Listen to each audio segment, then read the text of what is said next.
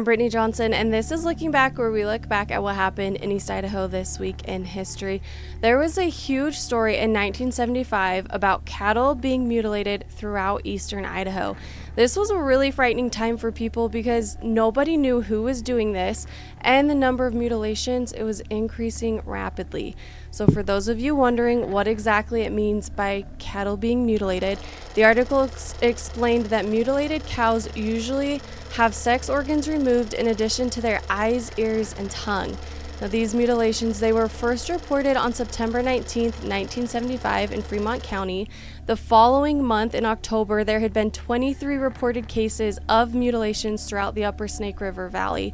Fremont County alone, they had 14 verified cattle mutilations at the time, and in about 10 of the 14 reported cases in Fremont, the blood of the animals had been removed.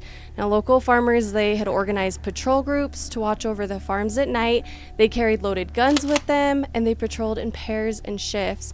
Farmers were not only worried about losing more animals, but they were also worried if the mutilators would go even further and start breaking into people's homes. The farmers advised people to not be out after 10 p.m., and they said that nobody should be in the fields late at night. Patrol stations, they were even set up in various spots, and all cars that were approaching the stops, they were checked to see who was inside and asked what they were doing in the area. This here is a picture of Fremont County Deputy Craig Reinhardt. He's on the left. He's planning road surveillance with farmer Tom Robinson of Wilford.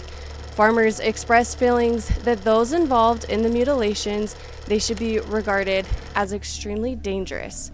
Governor Cecil D. Andrus, he also got involved in all of this. He ordered Idaho Air National Guard pilots to intensify their surveillance of rangelands during helicopter training flights in an effort to combat the increased cattle mutilations. He felt that if the pilots knew what to look for, they could help the sheriffs and the farmers.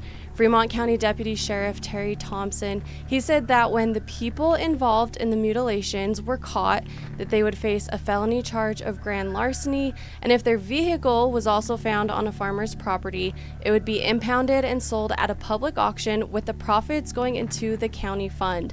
Thompson said, "This is serious business." Thanks for watching this week's Looking Back, sponsored by newspapers.com. See you next week.